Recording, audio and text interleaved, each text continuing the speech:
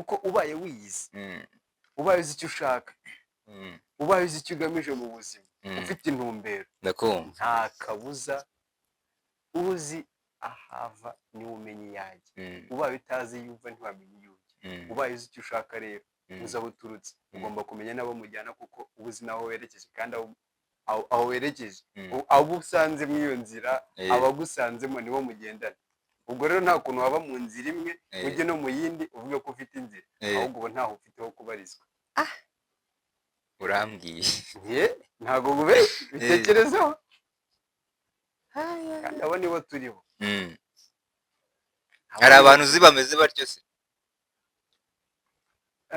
Yego, Mm. ntawe ngiye kuvuga ngo n'uyu nguyu cyangwa n'uyu, Mm. kubera ko ejo bundi Mm. mbere na mbere reka Mbwira. sinudeviyeho gato, mbwira tubwire. nari maze igihe nibaza ngo ariko ko abantu tukiga ariko amashuri ukabona ntarangira. Mm. Ugomba ngo umuntu ngo doctor, agomba ngo azubiye kwiga kandi dogiteri Mm. aba yagiye kwiga iki? Ejo bundi nibwo naje kumenya ko burya ishuri rihari hari isomo rya nyuma ribaho. tubwire. Iryo somo bari abadogiteri tuvuga ngo baba bagiye kwiga iki, Mm. ni uko baba baramaze kuryiga. Mm. Uzi ryari ryo? Mm. Nta rindi, Mm. ahubwo ni ukumenya ko uzi ko ntacyo uzi.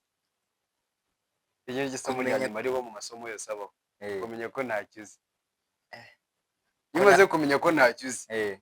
bituma uhora ufite inyota, Mm. kandi uko ugira inyota niko ukomeza gukoresha imbaraga nyinshi kugira umenye byinshi, Mm. kandi uko ukomeza kujya gusogongera niko uryoherwa, Mm. uko uryoherwa niko ukomeza kuhavanza imbere, Mm. bikaba byatuma noneho ugira imbere hawe. mbese Bikaba Rusine, Mhm. naguciye mu ijambo. Mm. nako niguciye mu ijambo dore ndiguciyemo nyabo. Mm. hari igihe cyageze umenya ko nta kintu uzi, cyangwa n'ubu ngubu ubona nta kintu uzi. Nta gihe cyageze ngo amenye ko ntacyo nzi, Mm. ahubwo nasanze ntacyo nzi. Mhm. nyuma yo kubimenya. Nyuma yo kubimenya ndashaka kumenya. ushaka kumenya. Mm. ushaka kumenya iki? ko wamenye ko ntacyo uzi, ikintu ushaka kumenya ni iki? Urumva hari n'icyo kintu ntazi, icyo Mm. kintu ntazi nicyo ndi gushaka kumenya.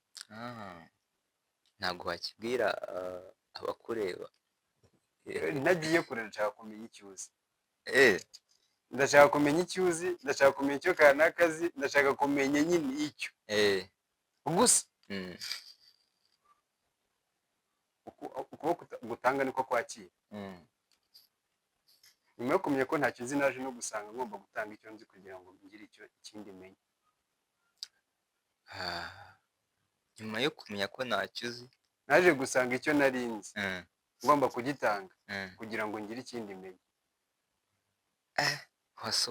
wadusobanuriye kuko hari akantu kanya wari uvuze uti harya wari uvuze ngo iki? wari uvuze gushaka kumenya icyo undi muntu azi, niba nabyumvise neza. ese birashoboka yuko icyo nzi nawe wakimenya?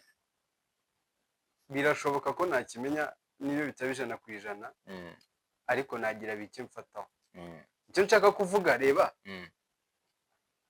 ubwo bwenge ufite uyu munsi urafata kamera ukayigira gutya na gutya na gutya. Nanjye nkaba mfite ukundi buryoshye ijambo buke. Reba ibyo bintu mbaye mbizi. Reba ibyo bintu mbaye bizi byose. Uri gukura kurushaho. Erega buriya cyane cyane ko ikintu mba nshaka kumenya gitandukanye n'icyo uri gukeka. Niba nshaka kwimenyera ukuntu wowe ubona abantu, nshaka kwimenyera ukuntu ubona ubuzima, mba nshaka kwimenyera ukuntu utwara ibintu, mba nshaka kwimenyera uburyo ushobora guhandoringa ibibazo igihe uhuye nabyo bikugwiririye. Ibyo mbimenye ni ikintu gikomeye cyane. Nta n'uwamenya. Sizi ko umuntu bajya bavuga ngo umusaza cyangwa umukecuru ni iki? Hari inzu y'ibitabo. Ndetse ni gute naba inzu y'ibitabo kandi ndi igitabo kimwe? Cyangwa se nta nubwo ndaba paje. Kandi izo paje zose nkeneye kugira ngo nzuze noneho kuba library, ku buryo umuntu azajya aza agasoma byinshi. Nuko ngomba kujya gusoma ibyo bitabo bindi, nuko ngomba kujya gushaka ayo madokima n'ubundi akabikwa muri iyo library ariyo ngewe. Buri gitabo naka ni igitabo, buri wese ni igitabo.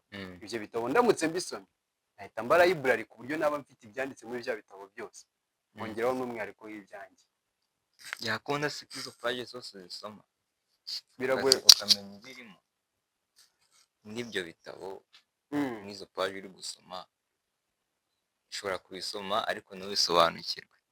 Mu ishuri umuntu utsinda neza ntabwo ari uwize ikaye yose cyangwa ngo yige note zose bamuhaye, ahubwo utsinda neza ni ukumenya ko yize neza iby'ingenzi kandi akiga amakiwadi akenewe.